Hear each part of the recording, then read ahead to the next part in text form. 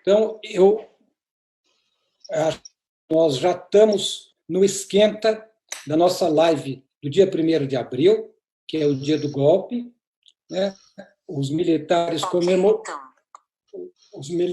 comemoraram o golpe ontem, mas, na verdade, o golpe foi no dia 1º de maio, 1º de abril, que é o dia da mentira, porque não foi uma revolução.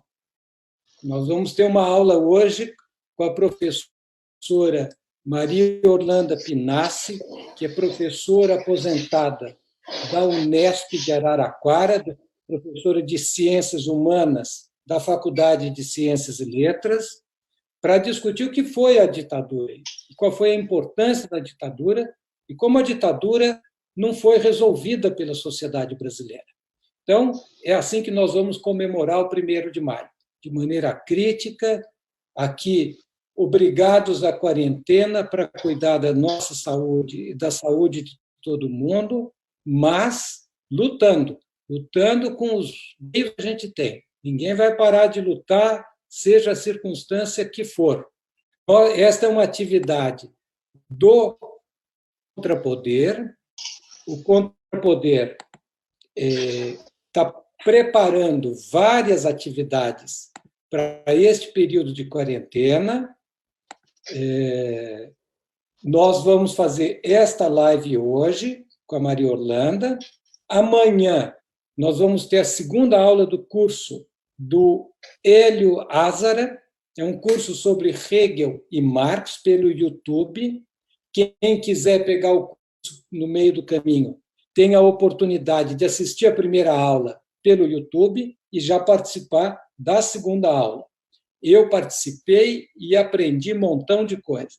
Na sexta-feira, nós vamos ter uma outra live, no mesmo horário das nossas lives, 18h30, vai ser com a Mercedes Trinati, que é deputada estadual da FIT, Unidade da Argentina, que vai discutir a situação da mulher, né, neste período de crise, e com a participação da Bárbara Sinedini, que é dirigente do CEP, Sindicato da Educação, no Rio de Janeiro. Nós também conseguimos, no dia de hoje, uma grande vitória aqui no nosso, que é o lançamento do nosso site, que a gente articule muito melhor as nossas atividades de colunas, atividades de podcast, de entrevista escrita, das lives todas. Enfim, agora nós temos um site, www.contrapoder.net, e então nós estamos aguardando um pouquinho, a gente engrossar o caldo aqui das pessoas que estão chegando para escutar a live, para começar com a aula da Maria Orlanda. Eu estou ligando aqui o meu Facebook para ver quantas pessoas a gente já tem, para eu passar a palavra para a professora Maria Orlanda. Deixa eu só dar uma olhadinha aqui, que eu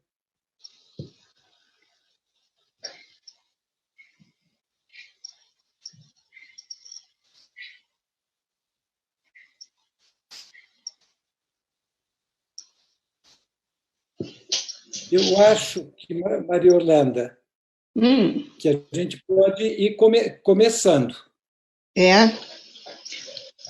Então, tá bom. Então, eu passo a bola para a Maria Orlanda. A Maria Orlanda vai fazer uma aula, uma exposição.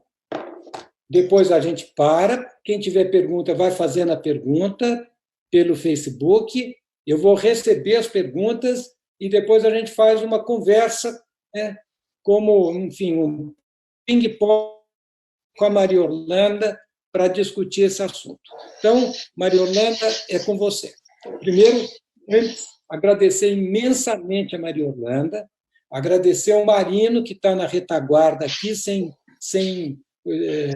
o apoio dele, nada disso ia acontecer. O Rodolfo, que também ajudou a gente aqui conversando e combinando com a Maria Orlanda. Então, é isso, Maria Orlanda, nós é uma honra ter você aqui colaborando conosco. Bom, obrigada, Plínio. A honra é toda minha.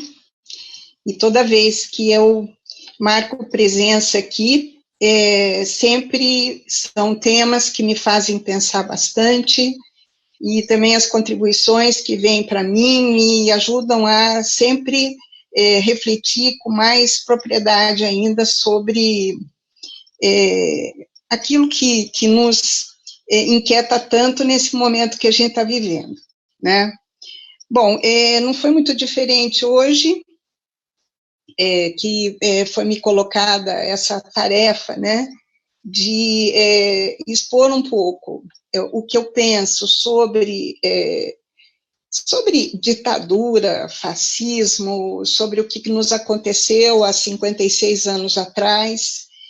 Eu não sou exatamente uma estudiosa desse período, mas eu fiquei bastante, vamos dizer, inclinada a estudar um pouco mais sobre isso, quando estava estudando o chamado, né, neodesenvolvimentismo do período PT, e depois, com o golpe, o impeachment da Dilma, aquela polarização toda que aconteceu entre direita e esquerda, entre democracia, fascismo, enfim.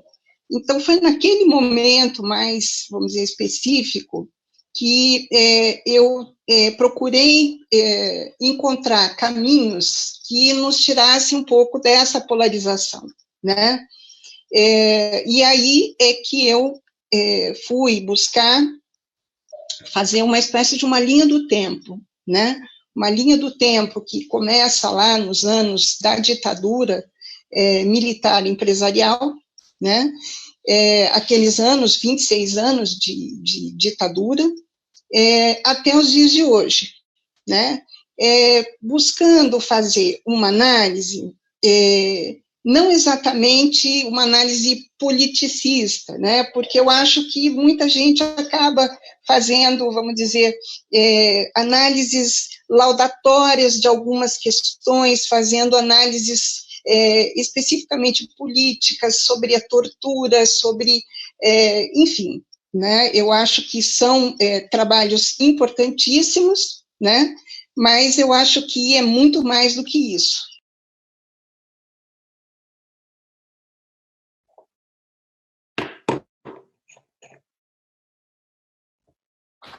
Estamos só esperando, gente, a chegada da Maria Orlanda, que está se reconectando, para retomar a conversa, que eu pedi para ela voltar um pouquinho para retomar a conversa.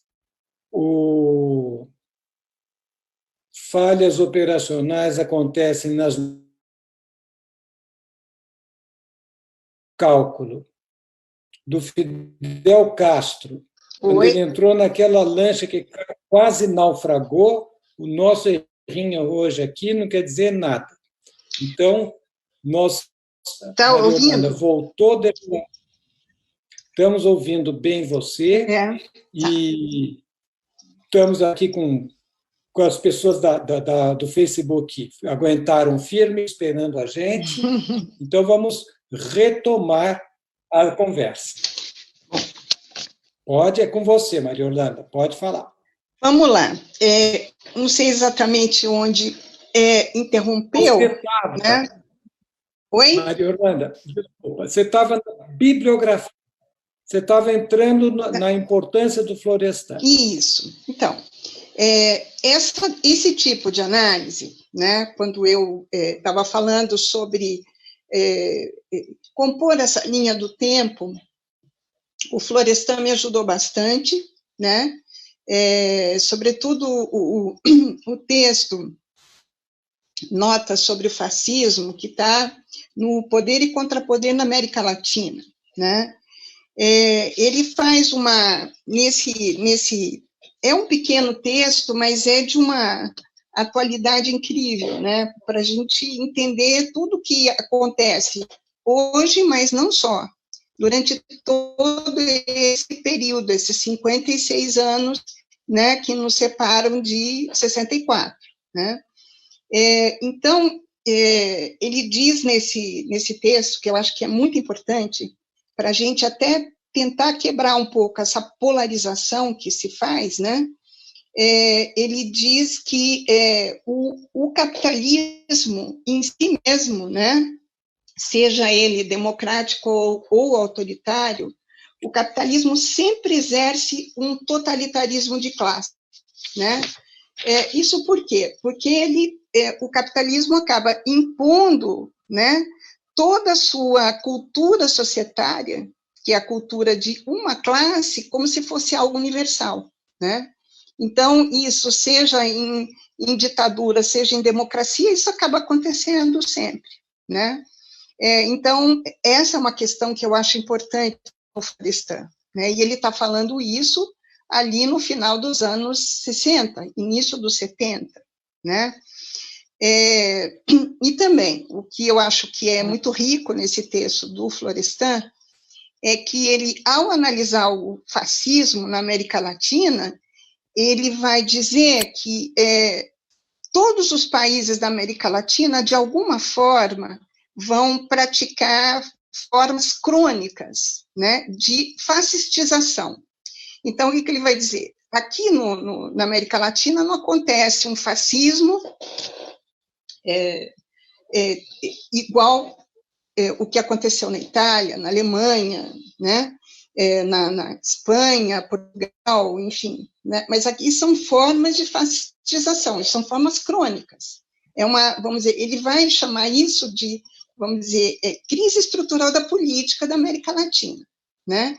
Quer dizer, mesmo momentos mais democráticos, que não vamos dizer, não são experiências tão, vamos dizer, de longa duração na América Latina, são experiências democráticas muito rápidas, né, e logo interrompidas por momentos de grande autoritarismo, ele vai vai dizer que o que nos caracteriza são esse processo de fascistização, não um fascismo clássico como o que aconteceu na Europa, né?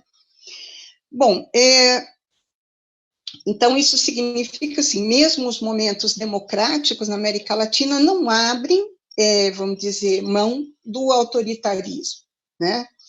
Eu acho que tem momentos da história que ficam bastante claros, né? Depois podemos voltar a isso, né? Por exemplo, só para deixar claro que isso significa, por exemplo, no período do PT, né? Lula, ou mesmo Dilma, né? Se tinha, assim, vamos dizer, um governo federal democrático, né?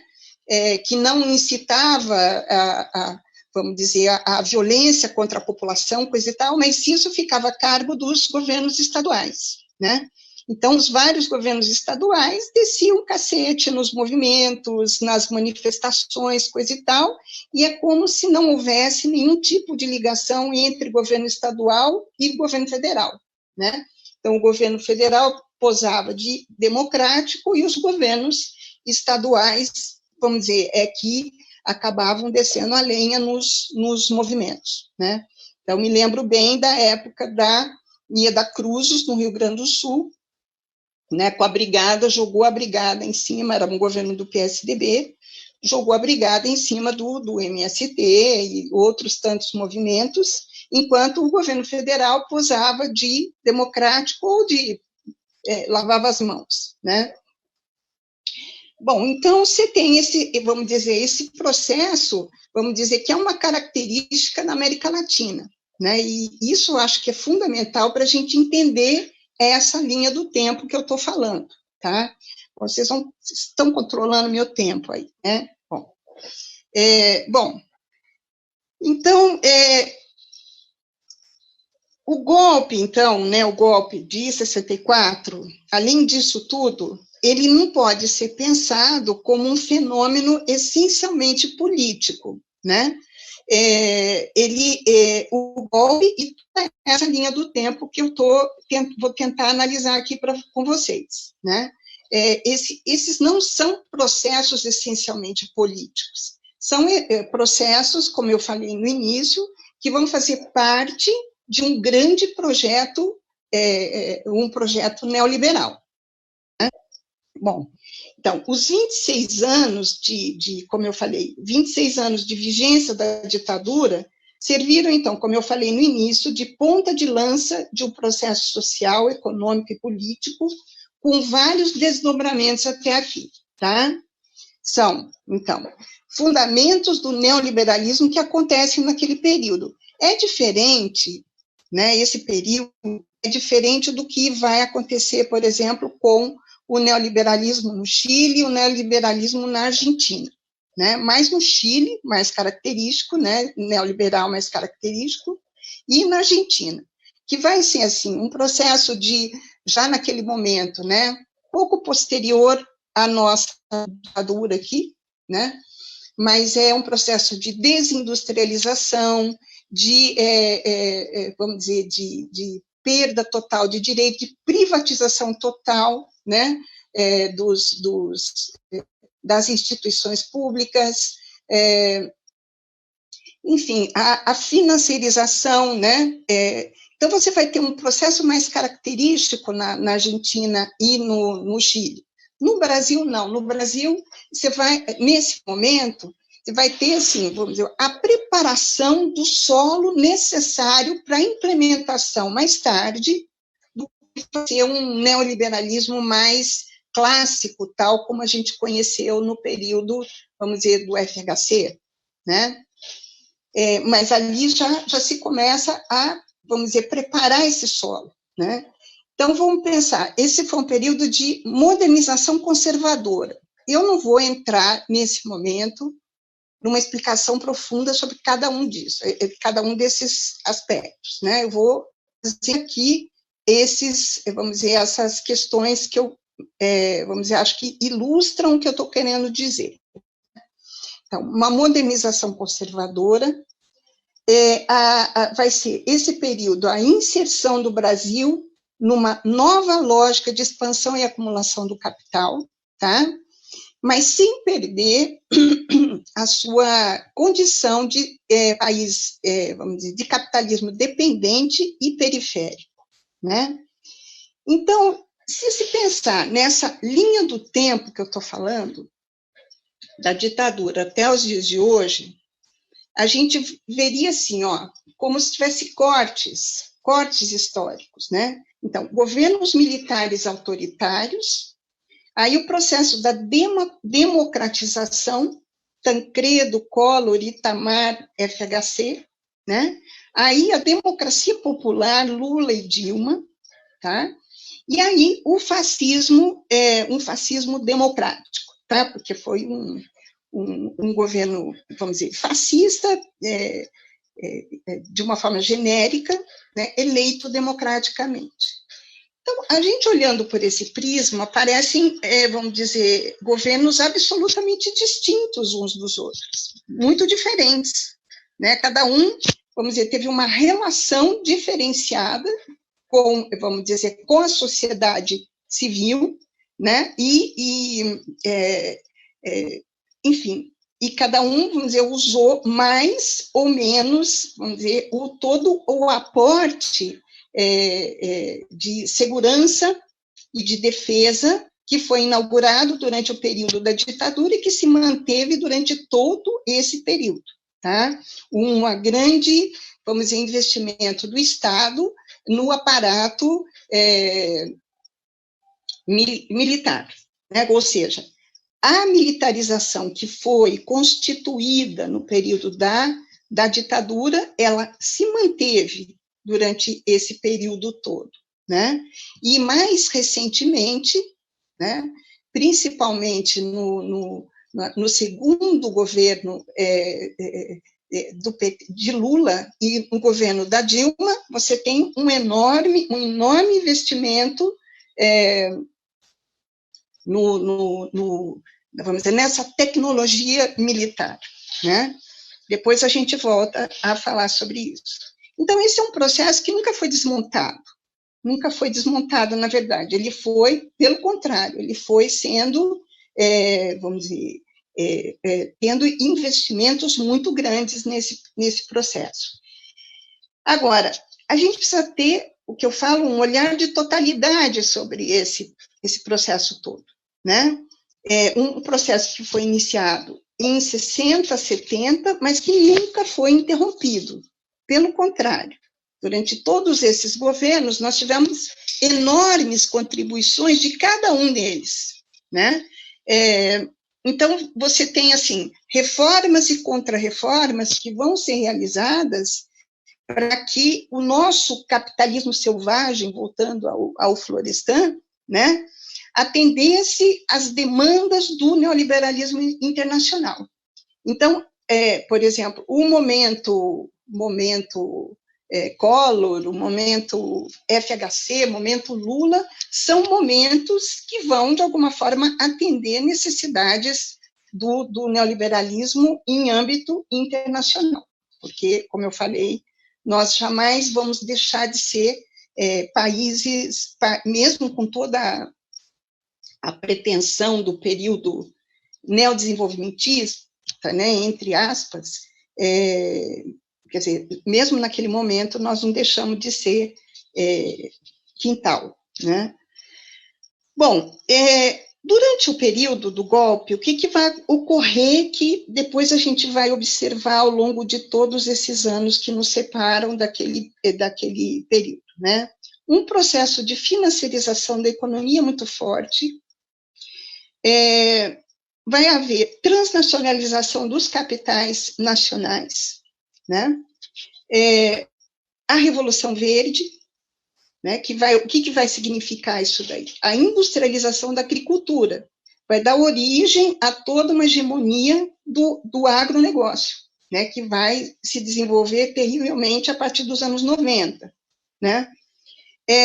A expropriação de uma imensidão de terras indígenas, quilombolas e de poceiros, pequenos camponeses, né? Aquilo que o Ottaviani analisa tão bem, né? Sobre aquela reforma agrária espontânea que vai acontecer no sul do Pará, né? Que vai, vamos dizer, uma quantidade grande de nordestinos vai sair da seca, de toda aquela fome, daquela situação de penúria que viviam, principalmente nos anos 50, isso, né? Final dos anos 40, anos 50, vão para o sul do Pará, encontram abundância de terras e vão, vamos dizer, promover uma reforma agrária espontânea, né? Então, o que vai acontecer? A ditadura, né, o processo de militarização vai combater isso daí, né, vai expulsar esses caras, né, mas isso no Brasil inteiro vai acontecer. Então, você vai ter uma expulsão enorme dessa população que vive no campo. Até esse momento, você tem a vida no Brasil, ela girava principalmente no campo, então você vai ter uma expulsão enorme para as cidades, né, e aí vai se completar um processo que eu chamo de uma proletarização em massa, né, uma proletarização que vai, vamos dizer, estar absolutamente relacionada ela já nasce nesse momento, sob o signo da precarização e da ausência de direitos, né? Não vai acontecer o que aconteceu na Argentina, ou aconteceu no Chile, onde foi necessário combater a classe trabalhadora, né? Isso vai acontecer também aqui, mas num processo mais suave, porque essa precarização já existia muito fortemente, e a ausência de direitos também, né? E nesse momento vai haver a escravização de indígenas muito forte, né? Bom, aí se pergunta, né, mas esse momento também é um momento de formação de marcos regulatórios que foram implementados nesse momento para quê? Porque o neoliberalismo, o que é? A desregulamentação desses marcos. Mas, nesse momento, os marcos regulatórios que vão ser implementados no país eles visam o controle militar para benefício de quem? Dos empresários. Então, você vai ter FUNAI, né? Depois a gente vai ficar até com saudade desse período, tá certo? Podemos até voltar a falar sobre isso, né? Mas a FUNAI, ela foi criada para controlar, né? Vamos dizer, toda essa movimentação militar contra as populações indígenas, né?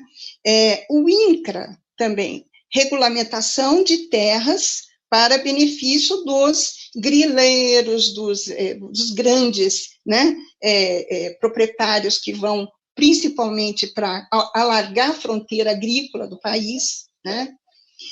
A política nacional do meio ambiente, que depois vai se tornar o IBAMA, né?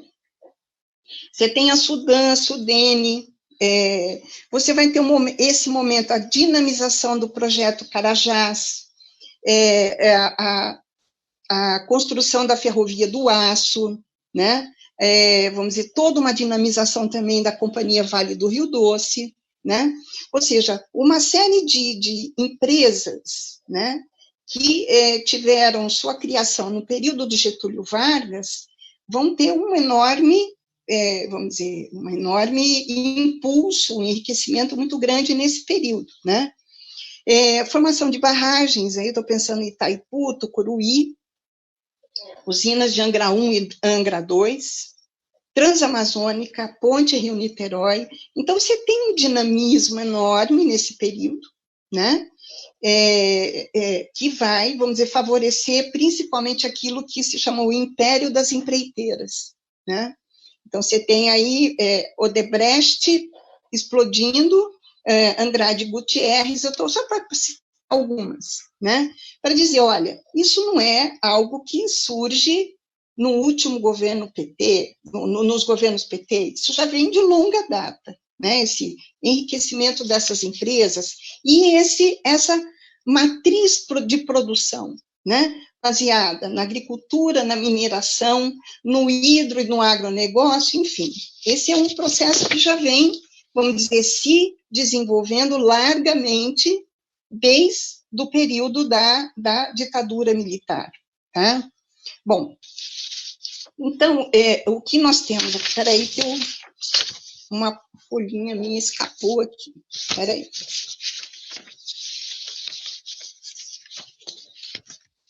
Caramba. Fica tranquila, Maria Yolanda, nós temos ainda mais ou menos, nós temos mais ou menos meia hora de aula ainda. Mas você pode escutar. Estamos com uma sala cheia, estamos com a sala cheia, a sala, eu vejo os nomes, tem qualitativamente, é quase impossível melhor. Ah, que bom. Está com você de volta. Ainda bem que eu não estou vendo, né? Porque senão eu ia ficar aqui inibida. Mas, enfim, né? Depois a gente conversa. Bom, então você tem aí, vamos dizer, todo um processo de crescimento, né? Em poder das empreiteiras, do hidroagronegócio, mineração, né? Extração de petróleo, né? A formação daqueles campos, né? De extração do petróleo no mar, enfim, né? Então, quer dizer, esse processo começa ali. Então, se a gente parar de olhar só pelo prisma da política e ver que há vamos dizer, um recorte em cada governo, a gente vai perceber que cada governo que sucedeu à ditadura militar, né, deu uma enorme contribuição a esse processo todo, tá certo? Bom, então, aí eu vou trazer uma questão que me parece fundamental a gente pensar, né, para a gente entender até o momento de hoje. A gente tem lido muita coisa, eu, né, nessa quarentena, eu estou fazendo ler, às vezes fico até meio confusa de tanta coisa que aparece, né, e eu acho que a coisa que mais surge, né, vamos dizer, o conceito que mais surge nesse momento é o conceito de crise estrutural, tá? como se nós estivéssemos vivendo hoje a crise estrutural, né? Quer dizer, é nesse momento que ela desabrocha, vamos dizer, o capital, ele passou a encontrar o seu esgotamento nesse momento, tá? Ou aquilo que o Mesaros chama de limites absolutos do capital. Eu entendo, né, e aí fazendo uma complementação até com a análise que eu faço do Florestan Fernandes, que fala que a fascistização é uma crise estrutural da política da América Latina, eu vou entender, diferentemente do que muitos teóricos entendem hoje, que a crise estrutural do capital se instaura no país, tá? E assim como outros países da América Latina, já nos anos 60, tá? Porque neoliberalismo, na minha concepção, a partir de toda a leitura que eu faço do Mesaros, o neoliberalismo, com o seu padrão de produção essencialmente destrutivo, tá? É destrutivo do meio ambiente, é destrutivo das relações sociais, enfim, de direitos de trabalhadores, né? Nesse processo, o neoliberalismo é a forma mais expressiva do que se poderia chamar de crise estrutural do capital. Então, é a própria dinâmica, tá, do capital que o Mesaros chama de crise estrutural. Ou seja, um momento em que o capital não consegue, vamos dizer, desenvolver qualquer possibilidade de uma produção, uma destruição produtiva, tá? Para falar do Schumpeter, né? Enfim, ele não consegue mais reproduzir formas civilizatórias, tá, de sociedade, né? Então, ele, vamos dizer, ele só vai a cada momento, né, aprofundando essa crise estrutural. E o que significa isso? É aprofundar as contradições, né, que o capital apresenta, né? Contradições que vêm do centro para a periferia, não é muito diferente do que aconteceu antes. Só que diante do quadro, né, o quadro neoliberal dessa produção destrutiva, essas contradições, elas se agigantam, né? E o capital, ele nunca vai, vamos dizer, superar essas contradições. Pelo contrário, ele vai acumular essas contradições ao longo da história, né? Então, o que vai acontecer no país quando, por exemplo, o dia que nunca acabou, né? É isso que é o nome da nossa exposição aqui hoje, foi, né?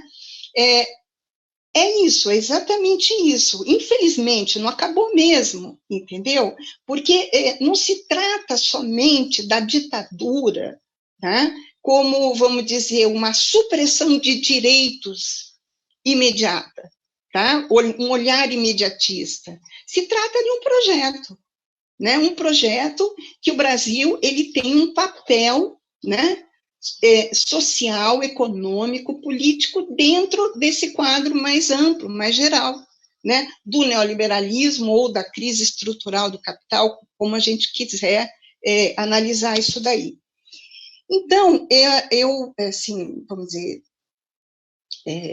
eu trabalho nessas duas dimensões. O Florestan, ele me ilumina muito para entender Brasil e América Latina, ainda que ele não tenha, vamos dizer, vivido esse momento tão grave como o nosso, mas ele traz algumas chaves importantes para a gente analisar, né? E o Mesaros, obviamente, traz aí, vamos dizer, uma análise bastante profícua, né?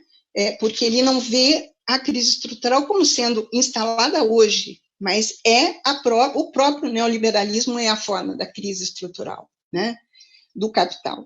Então, eu vejo assim, o momento atual, o que é? Né?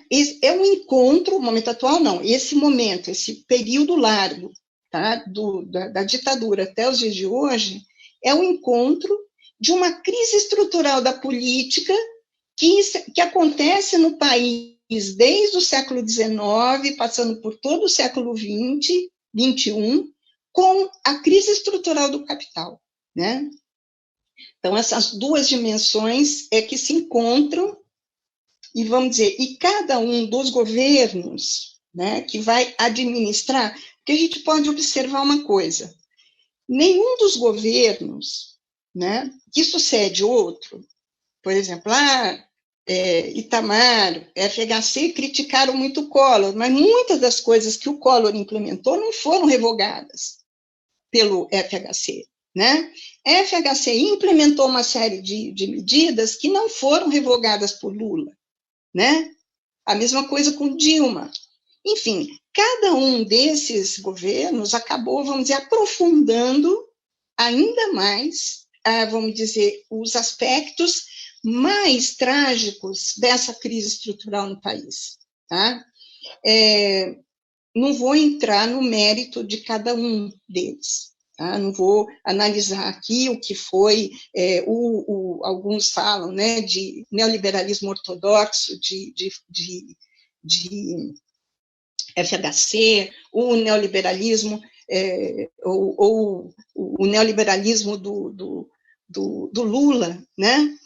O neodesenvolvimentismo do Lula. Eu acho que foi um neoliberalismo social, né? Ele teve um papel ali de, vamos dizer, distribuir renda, né?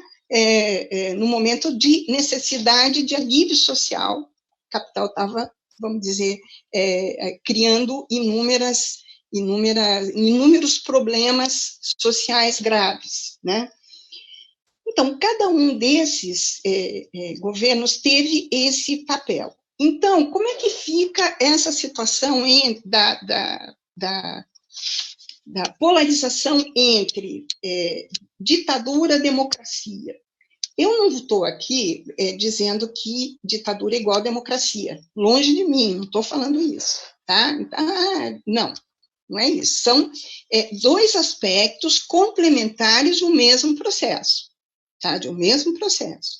Vai depender das necessidades, vamos dizer, conjunturais da necessidade de expansão e acumulação do capital, que pressupõe ou democracia ou, vamos dizer, autoritarismo, né? Bom, nós estamos vivendo que momento da história? Que momento da história? Eu não entrei numa questão fundamental aqui, que eu queria ter falado, que é a questão dos processos de luta e de controle social, que esses períodos vão... Vou falar muito rapidamente. Tem um tempo ainda para isso?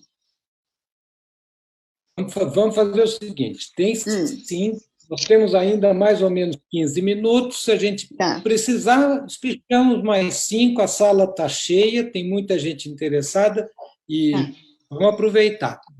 Eu vou falar muito rapidamente, nesse processo todo, o que foram os processos de luta, tais como eu analisei, sem vamos dizer, um estudo profundo sobre isso, tá? Como é que eu vejo? Quer dizer, aqui que a ditadura veio para coibir também todo um avanço de lutas sociais que estavam acontecendo no pré-64, tá? Bem, desmonta tudo. Só que, vamos dizer, conforme a ditadura avança, processos de esgarçamento social vão acontecendo. Então, são retomadas greves operárias, né? Nos anos 70, greves operárias, são retomadas, vamos dizer, ocupações de terra, tá certo? Que vão dar origem aí a todo, né, o MST, a CUT, enfim, né? Mas você tem todo um processo de lutas acontecendo, né, que vão contribuir enormemente com o esgarçamento da ditadura, né, militar e empresarial, tá certo?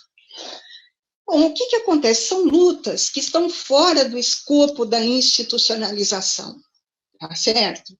porque a ditadura ela tinha, vamos dizer, deixado todo mundo para fora da instituição. Qualquer tipo de manifestação contrária ao governo estava fora da institucionalidade. Tudo era, vamos dizer, essas manifestações eram clandestinas, ou eram, vamos dizer, só que começaram a deixar de ser clandestinas, né? Tais os problemas sociais ocasionados por aquele, vamos dizer, aquela proletarização em massa, daquela ausência de direitos, enfim, né? O que acontece com a democratização? Eu vou trazer uma questão que parece bastante polêmica, mas, enfim, eu vou assumir aí o risco, né, das bordoadas, tá certo? Mas, enfim, o que vai acontecer nos anos 80 é uma reorganização da sociedade, tá? Através do movimento sindical, CUT, MST, depois PP, enfim, você tem uma reorganização, né? Mas essa reorganização, ela, vamos dizer, ela vai ser bastante complicada na medida em que ela vai se institucionalizando, né? Por quê? Porque ela vai, vamos dizer, essa reorganização, ela vai quase que acompanhar a divisão social do trabalho. Você tem o braço industrial, enfim, né? Você tem uma reorganização, o braço agrícola, no MST, né? E o braço político, o PT, tá? Então, você tem essas instâncias separadas de luta, tá certo? Depois a gente pode discutir isso aí também. E a gente vai vendo, ao longo do tempo, esse processo bastante complicado. Né? A gente viu, durante principalmente o governo, até o governo FHC, eu acho que havia uma ofensiva desses, a CUT menos, mas MST principalmente, né? Teve uma ofensiva nos anos 80, nos anos 90 com o FHC, né? Mas, com o governo PT, o que vai acontecer? Né? Que eu estou falando aqui em formas de controle social. O Brasil, durante esse período, tá? Ele vai, vamos dizer, uma coisa que está nesse texto do Florestan Fernandes, essa nota sobre o fascismo, ele vai trabalhar as duas dimensões juntas, a dimensão democrática com a dimensão militarizada, tá? Com a dimensão vamos dizer, da repressão militar, né? Esses processos, eles não vão se separar. E, como eu falei, num determinado momento, a militarização, ela vai continuar, ainda que nos bastidores, mas ela vai ser sempre utilizada quando necessário, né? Quando necessário. Então, o que nós temos nesse período? Né? Quer dizer, você tem o controle social, seja pela militarização, seja vamos dizer, pelas políticas sociais, né? Pelas políticas, vamos dizer, do período do PT, principalmente, né? Que vai domesticar os movimentos sociais e os sujeitos de luta, né, do período, né? E isso num curto tempo, se a gente pensar, num curto tempo, né? Então, o que nos resta hoje? Né? E aí eu vou deixar um pouco a bola para a gente bater um papo. Né? O que aconteceu nessa virada desse processo que a própria população acaba elegendo um fascista? Né? Como é que a gente não conseguia enxergar isso? Por exemplo, em 2013, com todas aquelas... Nós escrevemos sobre isso, né, Plínio? Sabe, eu via, assim, a possibilidade de vamos dizer, de um aquecimento de manifestações que não aconteciam nesse país durante todo o período PT, né? Você não via manifestação. De repente, essas manifestações começaram a aparecer, mas elas foram subjugadas pelo crescimento da direita, né? Então, ou seja, hoje nós não temos claro, eu acho que nós estamos num processo agora, não dá para a gente definir nada muito claramente. Não sei o que está no ar hoje, não sei, né?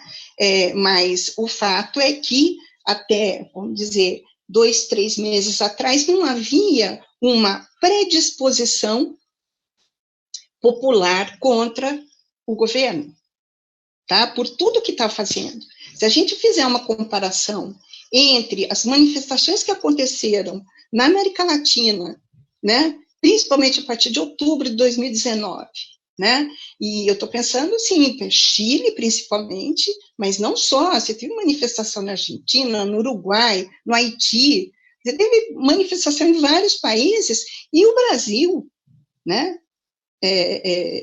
que sofreu barbaramente com inúmeras contra-reformas bestiais, esse governo, não fez nada, entende? Não fez nada.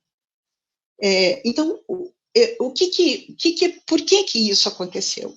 Entende? Por que isso aconteceu? Né? E eu acho que essa é uma coisa que a gente ainda não consegue responder, sabe? Ainda não consegue, né? Por que a classe trabalhadora brasileira, tão vilipendiada, tão precarizada, tão na lona como está, por que ela não consegue, né, vamos dizer, esboçar nenhum tipo de reação diante disso tudo que está acontecendo? Então, é isso, eu acho que nós estamos vivendo um momento, mais um momento gravíssimo, né, de um processo que começou há muito tempo, e ele não é só um processo político, ele é um processo que tem uma totalidade.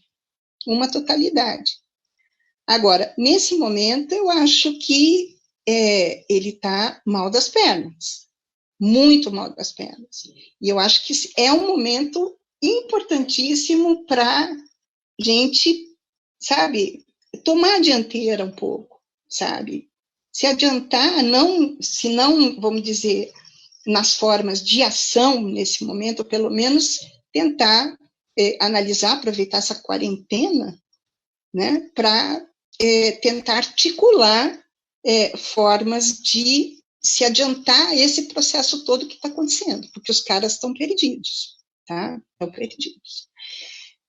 Ó, é isso por enquanto, tá? Então, a gente pode abrir aí para perguntas. Muito obrigado, Maria Orlanda. Enquanto o Marino reúne as perguntas, eu queria primeiro agradecer, né? A ideia era fazer um aulão, tivemos o começo desse aulão. A Maria Orlanda mobilizou vou só fazer uma síntese de 5 minutos enquanto a gente espera as perguntas e para atualizar as pessoas que estão chegando, porque o Facebook é um sistema que às vezes não entra, sai. Tal.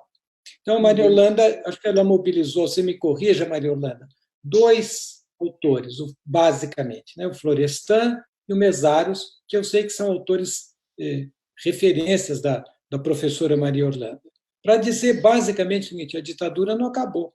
Os problemas atuais são os problemas da ditadura. Essa é uma ideia importante, né? Porque o pessoal diz, eu quero a volta da ditadura. Não precisa, ela já está aí. Ela nunca foi embora, ela sempre esteve aí. Os problemas que nós estamos vivendo são os problemas de uma democracia meia-boca, porque enquadrada dentro do estado da ditadura, né? Então, os problemas atuais, a professora estava mostrando, eles são duplamente condicionados. De um lado, pelos problemas não resolvidos do Brasil, que tem na ditadura um momento crucial, porque era ali a última oportunidade que a burguesia tinha de resolver os problemas nos marcos do capitalismo. Mas ela abriu mão, ela resolveu não enfrentar a segregação social, não enfrentar a dependência externa e, portanto, consolidar o capitalismo brasileiro como um capitalismo dependente, antissocial, antinacional e, por isso, necessariamente antidemocrático. Então, este é um Estado antidemocrático, né, que o Florestan chamava de democracia restrita. Esta democracia restrita funciona que nem uma sanfona. Ela pode ficar bem restrita às 5.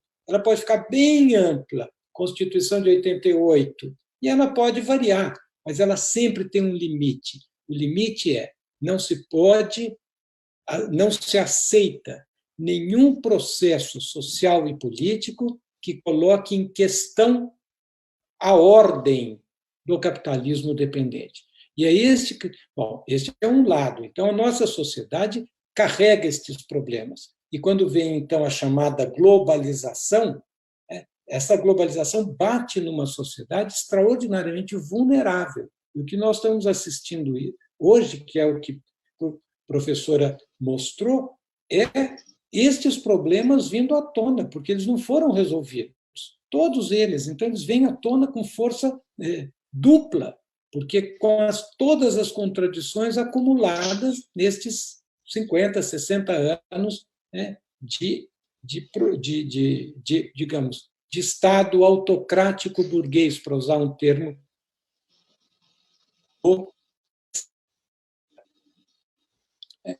A nova república institucionaliza que está aberta. Então, eu acho que esta é a questão. Eu vou ver se tem perguntas. Temos perguntas? As perguntas estão no WhatsApp meu, então eu vou procurar aqui. Então, vamos lá.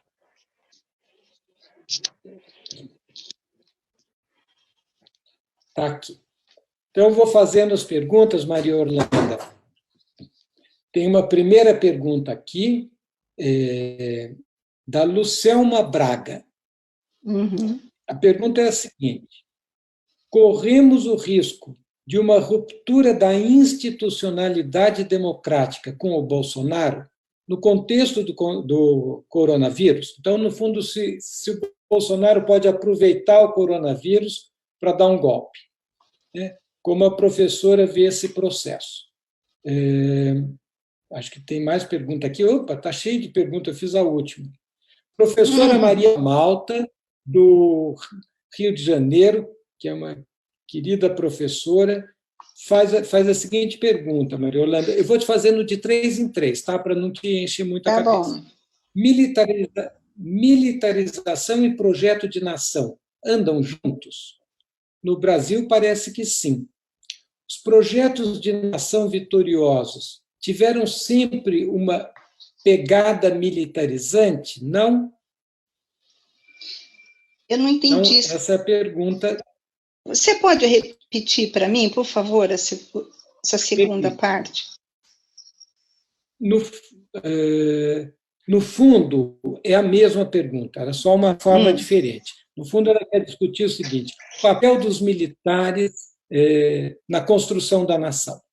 Eu acho que essa é a pergunta maior. Se não for, depois a Maria corrija a gente aqui numa outra mensagem. Leon San, que é também um camarada de muita luta. Cara professora, qual o impacto social de não ter sido feito no Brasil um acerto histórico com a ditadura civil-militar?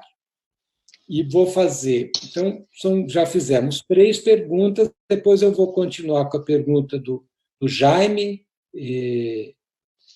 Wynn. Leon, que também é professor lá da Federal do Rio de Janeiro. Tá. E acrescento outras perguntas que chegaram. Vamos combinar o seguinte, para dar um horizonte para o pessoal que está assistindo. Fazemos 2 rodadas de perguntas. Esta primeira, a Maria Orlando responde em uns 10 minutos, e aí a gente faz a segunda, a Maria Orlando faz mais 10 minutos, e aí a gente encerra, porque conversa boa nunca termina, depois a gente retoma mais à frente essa discussão. Então, é com você, Maria Orlando. Tá. É a questão da Lucelma, né? Olha, eu acho que a gente já está, o governo Bolsonaro, ele já está rompendo com a institucionalidade antes mesmo do coronavírus, tá? Ele está, vamos dizer, se lixando para a institucionalidade, né? Então, por exemplo, se os governos anteriores, né, respeitaram minimamente, né, claro, com mais alguns, outros menos, tal, respeitaram, vamos dizer, a institucionalidade burguesa, os direitos, né, que vinham desde o período do iluminismo, enfim, né, o Bolsonaro está quebrando com tudo isso. Tá? Então, não somos nós da esquerda, que deveríamos estar rompendo com essa institucionalidade que só nos faz mal. Quem está rompendo com isso é o próprio Bolsonaro, entende? É a direita que está rompendo. Então, acho que isso é muito grave, entende? Nós estamos buscando, eu estou falando a esquerda, né? Ela está querendo salvar a institucionalidade. Por isso que eu falei, a gente sentia saudade da FUNAI, sentia saudade do IBAMA, saudade, entende, dessas instituições que foram criadas lá na ditadura, né? E que hoje estão sendo jogadas na lata de lixo, que eram mínimas, vamos dizer, regulamentações, né, de proteção ao índio, de proteção à reforma agrária, de proteção ao meio ambiente, enfim, né? Mas quem está rompendo com isso são eles, tá certo? O governo, né? Então, eu acho sim, eu acho que esse é o grande sonho do capital hoje, é romper com a institucionalidade que, vamos dizer, obstaculiza a necessidade atual de expansão de acumulação do capital, tá? Então, e esse papel, infelizmente, não é o nosso, é deles, tá certo? Bom, por isso que eu acho que é um passo atrás a defesa da democracia burguesa, tá certo? Bom, Maria, tudo bem, Maria? Tá muito bom saber que você está aí, né? Olha, essa militarização e projeto de nação, acho que está totalmente relacionada, né? Se a gente pensar qual foi, vamos dizer, o setor, né, do processo de industrialização que mais cresceu desde a Guerra Fria até hoje, né, foi o complexo industrial militar. Então, a militarização, ela está implícita em todos os projetos de nação daqui para frente, né? E daqui para frente, não, desde a Guerra Fria até os dias de hoje, principalmente nos dias de hoje. Eu acho que quanto mais se avizinha vamos dizer, um colapso brutal do sistema do capital, essa militarização ela fica cada vez mais necessária, né? Eu fico pensando o que vai acontecer com esse mundo depois do coronavírus, tá? Como resultado aí desse processo todo, nós vamos ter vamos dizer, um crescimento avassalador do empobrecimento, né, de pessoas, vamos dizer, em situação de miséria absoluta. Como é que se controla? Como é que o capital vai controlar essa gente toda? Tá? Nós já temos, assim, vamos dizer, manifestações de uma população faminta. Tá? Na Colômbia teve uma manifestação dessa, em outros, por exemplo, na própria Itália, né? A população está indignada porque está tendo que ficar dentro de casa sem comida, sem aporte do governo. Isso na Itália. Imagina o que pode acontecer aqui na América Latina, daqui, vamos dizer, quando essa coisa piorar, né? Então, a única forma de controle dessa população faminta e miserável é a militarização, tá? Então, o neoliberalismo, ele está relacionado de forma visceral com a militarização. Ele não pode abrir mão, tá, desse processo, e não é à toa que o complexo industrial militar é o processo que mais, vamos dizer, cresceu nesse período, tá? Impacto social, acerto histórico com a ditadura.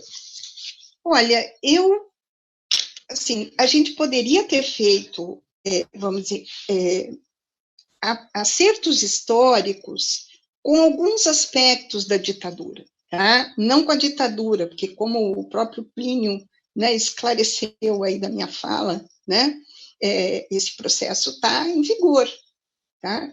Então, com alguns aspectos, vamos dizer, conjunturais daquela ditadura, características daquela ditadura dos anos 60, 70 no Brasil, tá? Por exemplo, punir os, vamos dizer, torturadores, né? Vamos dizer, fazer um acerto de contas com, enfim, acerto de contas com, vamos dizer, toda uma política de perseguição dos militantes políticos da época, tal. Enfim, não se fez isso, né? Mas é a única, vamos dizer, na minha opinião, tá? Vocês podem discordar e podem até me trazer mais elementos para isso. Mas eu imagino, né, por exemplo, a Comissão da Verdade, né? A Comissão da Verdade, o que ela levantou, né, de relevante? Levantou aspectos, vamos dizer, sobretudo da repressão, mas os aspectos econômicos que foram fundados naquele momento e que tiveram largo desenvolvimento a partir de então, tudo isso não é colocado em xeque, não é colocado em xeque. A palavra de ordem é desenvolvimento, entende? É desenvolvimento. E não importa que tipo de desenvolvimento, né? É um desenvolvimento extremamente perverso que aconteceu no Brasil e outros países da América Latina, né? Mas é isso que ainda se bate nessa tecla. Quer dizer, a esquerda ainda quer desenvolvimento, a esquerda ainda quer salvar as instituições democráticas, ou seja, a esquerda ainda quer dar um gás para o capital, né? Eu acho que é isso. Não sei se eu respondi a tua questão, mas eu acho que é o único acerto possível, histórico, que não foi feito, né? E que é bastante modesto, mas que não foi feito no país, né? Eu só queria dar um exemplo, né, de uma coisa que me passou na minha fala. Quando eu falo assim desse padrão extremamente destrutivo desse processo de produção, né, que foi implementado na ditadura e que só se intensificou ao longo desses anos, eu fico pensando, por exemplo, na Vale, né, a Vale, que era estatal, foi criada, né, pelo Getúlio, que continuou, mas que foi privatizada na época do FHC, e que, vamos dizer, nos anos 2000, né, foi, vamos dizer, proposto um plebiscito, né, para reestatizar a Vale. Eu coloco aqui como questão, quer dizer, a Vale, sendo do Estado, sendo da empresa privada, ela muda o seu caráter destrutivo, né? O seu, vamos dizer, o seu padrão de produção, né?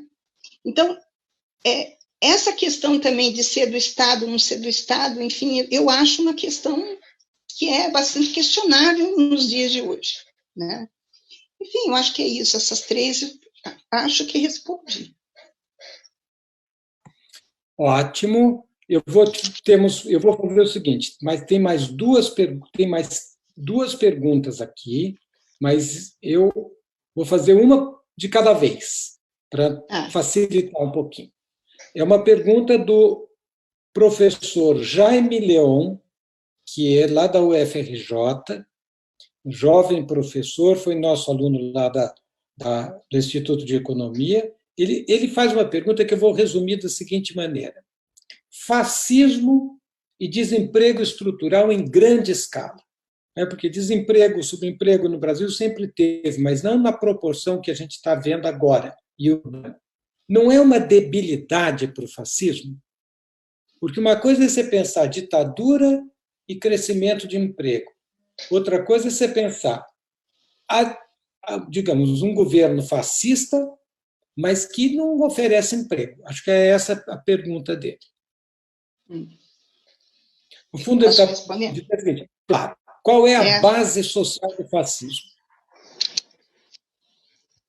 Eu não acho que está havendo, vamos dizer, falta de trabalho, tá? O que tem é uma quantidade imensa de trabalho, vamos dizer, precarizado, né? A pior forma de trabalho possível, né, que existe na sociedade. Não estamos falando de um fascismo clássico, que é aquele, vamos dizer, que teve todo um ritual, né, fascista, popular, como teve lá na Itália, na Alemanha, né? Mas eu acho que hoje, no país, que nós estamos, essa situação que nós estamos vivendo, e eu não estou falando só do Brasil, eu estou falando de uma forma genérica, né? O mundo inteiro está vivendo essa situação, né? De, vamos dizer, de uma precarização total. Eu falei, essa não é muito minha praia, tá? Essa praia é no Ricardo. Mas, enfim, o que a gente acompanha das coisas que ele fala, né? É vamos dizer, você tem um aumento brutal de formas de trabalho que são degradantes, e não remuneradas, muitas vezes não remuneradas por um prato de comida, né? Então, você tem, nesse momento, eu acho que nós temos, vamos dizer, a população, e eu acho que de uma certa forma estou respondendo uma própria questão que eu coloquei, né? A população, ela está tão, vamos dizer, voltada para a sua própria sobrevivência, para suas questões absolutamente contingentes, né, que ela não é capaz de romper com isso, né, e tentar, vamos dizer, fazer uma revolta, né, ou partir para lutas, enfim, que não sejam esse tipo de luta que eu acho que vai crescer, que eu vi um vídeo da Colômbia, né, que luta, vamos dizer, manifestação de famintos, né, não é uma manifestação organizada. Eu me lembro muito da situação, Revolução Russa, né, uma horda de famintos se rebelando contra, vamos dizer, de forma, contra a situação do país, mas sem uma organização e sem uma consciência política, né? Então, o que eu entendo é que não é que nós estamos vivendo desemprego estrutural, mas eu diria mais do que isso, é um subemprego estrutural, subempregos, né? E o fascismo, ele tem um papel fundamental de organizar essa gente, né? De organizar embaixo de muita repressão, né? Impedindo a manifestação dessa gente. É o que está acontecendo na América Latina. Não está longe, que a gente vê a brutalidade dessa polícia, né? Em todos os países, quer dizer, esses caras vestidos de Robocop. O que é isso, a não ser forma de fascistização muito pesada, né? Uma tecnologia militarizada a serviço, né, do capital contra a população pobre, miserável, enfim, né? Então, acho que isso nesse momento, não é excludente, porque nós não estamos falando de fascismo clássico, nós estamos falando de um outro momento do processo de fascistização. Não sei se eu respondi para o Jaime. Acho que Maria Orlando, ela sempre responde fazendo novas questões. Então, ela responde e põe mais minhoca na cabeça da gente. Mas é ótimo, porque é assim que é a aula boa. Eu vou pegar a última pergunta nossa. Nós continuamos com a sala cheia e vamos terminar com a sala cheia. É uma pergunta do Bruno Medeiros. Ele pergunta assim: professora, a apatia das massas no pós-64, como colocava Florestan, aparecia como desdobramento do fechamento do espaço público, que a imobilizava para se pensar enquanto classe em si e para si. Portanto, ela foi um produto político secretado pela sociedade capitalista e manipulado deliberadamente pelas classes dirigentes, num processo crescente de identificação com a proletarização, com a vida urbana industrial e ascensão na sociedade de classes pelo consumo. Pensando isso hoje, com todas as mediações necessárias, parece que estamos entrando em uma nova onda de modernização, que novamente vai fechando o espaço político para dar cabo às reformas necessárias a este novo ciclo. Será possível isso?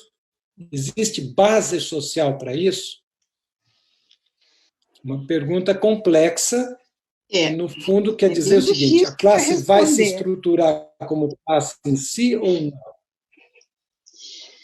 Olha, eu vejo, sim, esse movimento do capital hoje como um movimento do capital como causa sui, ou seja, como causa sua mesmo.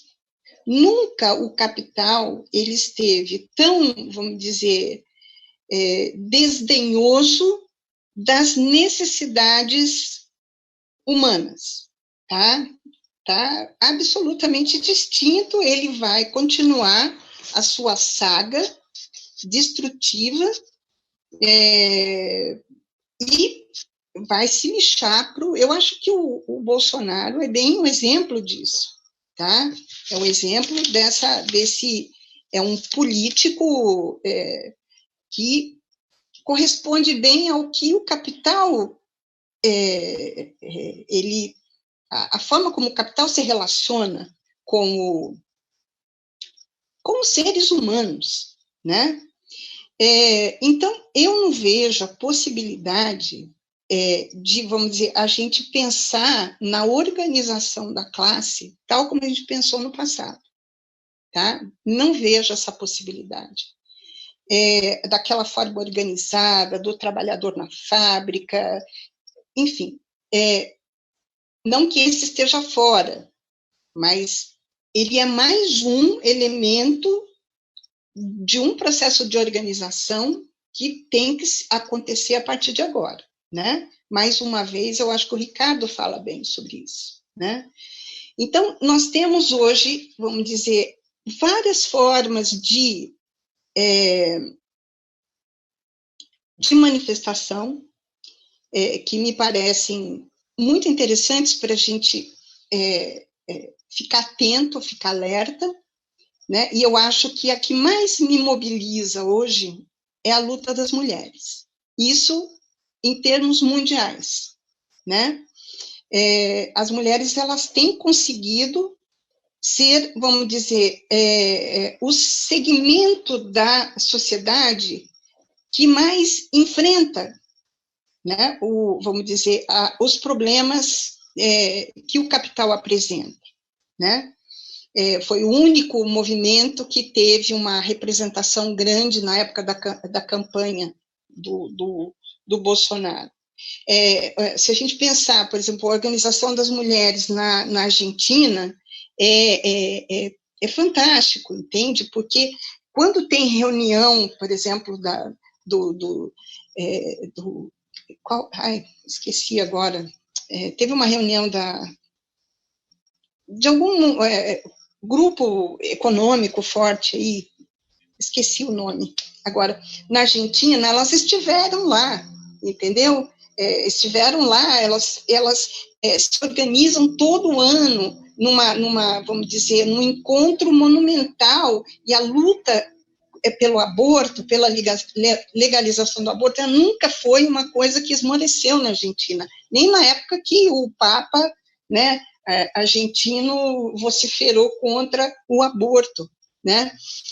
Enfim, você tem, acho que no mundo inteiro, esse movimento das greves feministas, né? São movimentos muito importantes, né? Movimento, assim, de negros, de indígenas aqui na América Latina, é muito importante, né? É muito importante a gente ficar atento a isso, né? Vamos dizer, a qualidade do sujeito que luta contra o capital, né? Não pensar nesse sujeito de forma abstrata, simplesmente como um operário, como um camponês, mas é um sujeito que é operário, camponês, mas que é negro, que é mulher, que é, enfim, né, que é gay, não, entende? Isso é muito importante, né? Trazer essa qualidade humana para esse sujeito. Eu acho que nós temos que pensar tudo isso que está acontecendo, não mais, eu sou bastante avessa a movimentos pós-modernos, identitários, né? Mas eu acho que a gente tem que pensar esses movimentos como movimentos de reumanização do sujeito que luta, né? Então, é nesse sentido que eu acho que a gente tem que começar a pensar mais daqui para frente, né? Não como o em si e o para si, ele necessariamente tem que passar por isso, tá? Tem que passar para esse sujeito que luta se reconhecer como negro, como mulher, como, enfim, né, como indígena, como quilombola, né, como um sujeito que tem uma história, né, e que não está lutando só para si.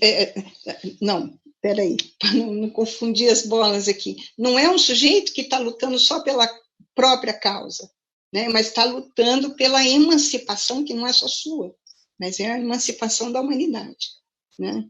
Ou se faz um movimento nesse sentido agora, ou eu não vejo escapatória. Tá? Muito bem. E chegamos aqui 8 horas da noite, fizemos 1h30 de conversa, a sala ficou cheia o tempo inteiro e não só a quantidade, mas sobretudo a qualidade. Estamos conversando com muita gente, Maria Orlanda. Quem nos assistiu, não sei se continua, mas em determinado momento eu vi a nossa querida Gabi, que eu tive o privilégio de conhecer pela tua mão. Então, é nossa gente que está junta no estreitamento social político que nós estamos fazendo aqui. Quero esclarecer todo mundo que, quando a Maria Orlanda fala em Ricardo, é Ricardo Antunes, e nós vamos trazer o Ricardo aqui, fazer um aulão também com ele, para ele explicar essas coisas para a gente. Queria agradecer imensamente a professora Maria Orlanda Pinassi, que fez uma aula, reflexão, como todas as aulas da Maria Orlanda,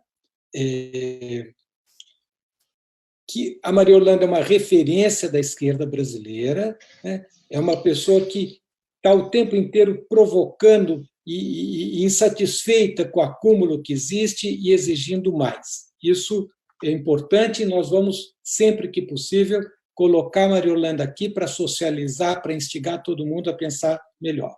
Quero agradecer o camarada Marino Mondek, que trabalha que nem um leão para que esse daqui tudo funcione, para que as coisas aconteçam, e elas estão acontecendo bem. Às vezes fura o pneu no meio da coisa, mas a gente troca o pneu e continua a viagem.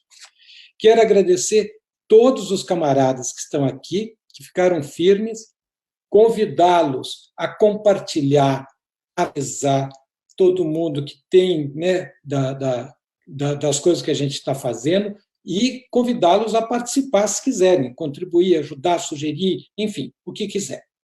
Termino dizendo o seguinte, nós agora, volto para quem não viu, nós agora temos um site, então o Contrapoder deu um pequeno passo, né, que é o ter o site, para nós é importante, www.contrapoder.net. Temos uma agenda nesta semana, que eu vou adiantar.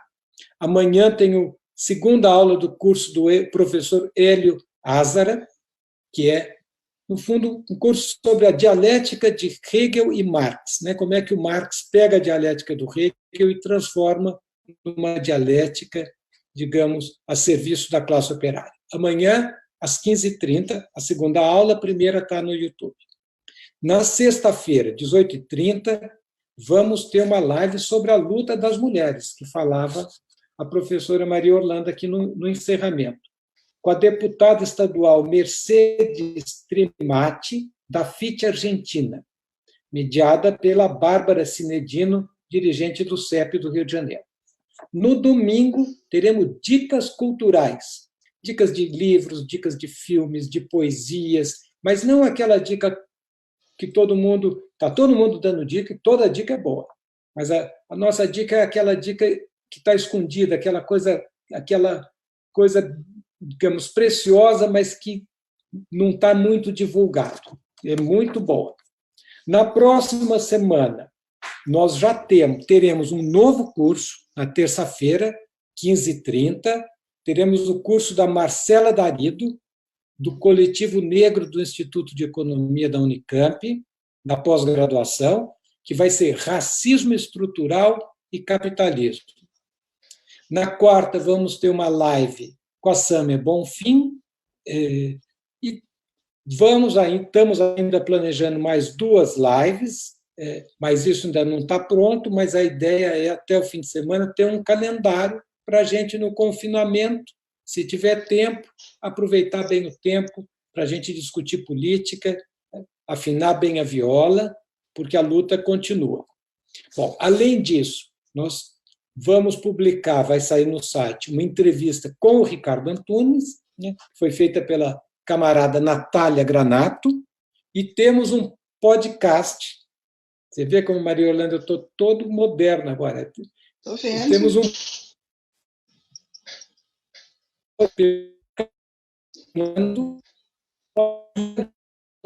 discutindo dívida pública, um assunto bem, bem importante para nós agora. Então, é isto.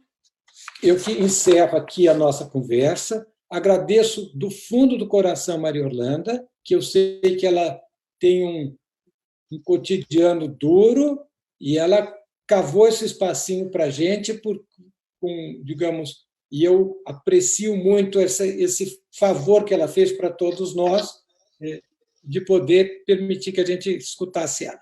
É isso, Maria Orlanda. Se você quiser falar um adeus aqui para a turma, estamos juntos. Eu queria agradecer muito essa oportunidade de sair um pouco também dessa quarentena silenciosa minha aqui, né?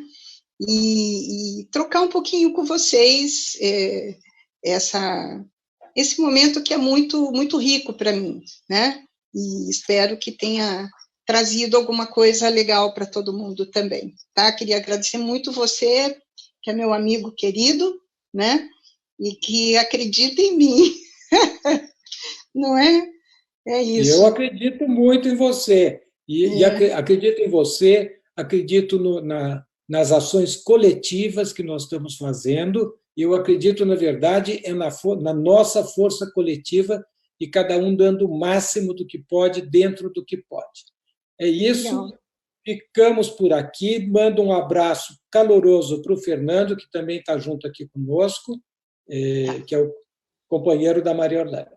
Gente, até a próxima.